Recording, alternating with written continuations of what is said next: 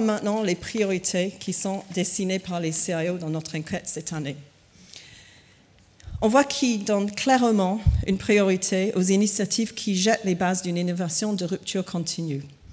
Par exemple, 70% de personnes interrogées et même 97% en France considèrent la modernisation des applications comme une priorité absolue ou élevée pour les 12 prochains mois. Pour beaucoup de CIO, cette modernisation passe par l'hébergement d'un grand nombre d'applications dans le cloud. 64% de personnes interrogées cette année, et encore une fois les Français encore plus forts, 73%, considèrent la mise à disposition as a service comme une priorité pour les 12 prochains mois. 64% pensent la même chose de la technologie de cloud privé. Et 59% disent la même chose de la gestion de cloud hybride. Les CIO interrogés accordent également une grande attention à la mobilité. Ils sont 66%, 73% en France, à la considérer comme une priorité absolue ou élevée pour l'année prochaine, et même pour les 3 années à venir. Les entreprises n'utilisent pas seulement les applications et les terminaux mobiles pour doper leur productivité. Par exemple, chez Penn Medicine, un grand acteur de soins de santé américain, les solutions mobiles mises en place permettent de plus de 2000 médecins de donner des soins plus rapides et plus efficaces. La technologie mobile aide à fournir les bonnes données aux bons décideurs, au bon moment, au bon endroit et sur le bon terminal, explique son CIO. Des technologies plus récentes, comme le big data et l'Internet des objets, attirent elles aussi l'attention des CIO qui ont participé à l'étude cette année. 69% entre eux considèrent le big data comme une priorité absolue ou élevée, et 62% la même chose de l'Internet des objets. Ces chiffres sont encore plus élevés pour la France, où 73% et 77% respectivement donnent ces priorités.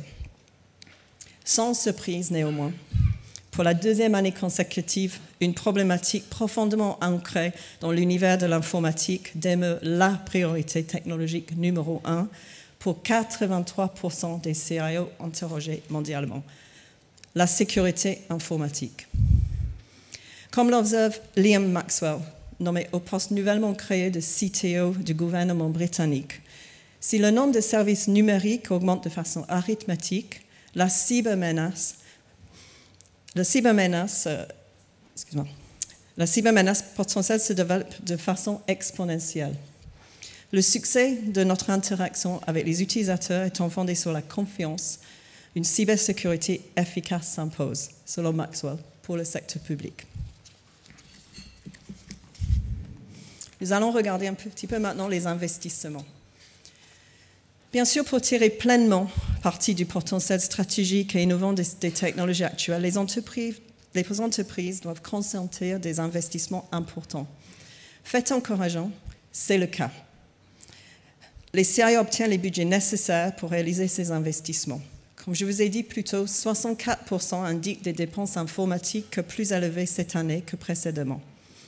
Même en Europe, où la croissance économique reste obstinément faible, 63% des CIO rapportent une augmentation de leur budget. Par ailleurs, les CIO déplacent une part importante de leurs dépenses informatiques vers les technologies de rupture potentielle. Par exemple, 61% des responsables interrogés dans le monde et 71% en Europe affirment investir massivement dans la modernisation des applications, tandis que 64% déclarent investir de manière considérable dans le big data. Même une technologie encore émergente comme l'Internet des objets attire des investissements significatifs de la part de 49% des participants à l'échelle mondiale. Qui plus est, ces investissements ont un impact tangible sur l'innovation, selon les personnes interrogées. 70% des CIO déclarent que le big data stimule l'innovation au sein de leur entreprise, tandis que 67% et 60% respectivement disent la même chose de la mobilité et du cloud privé.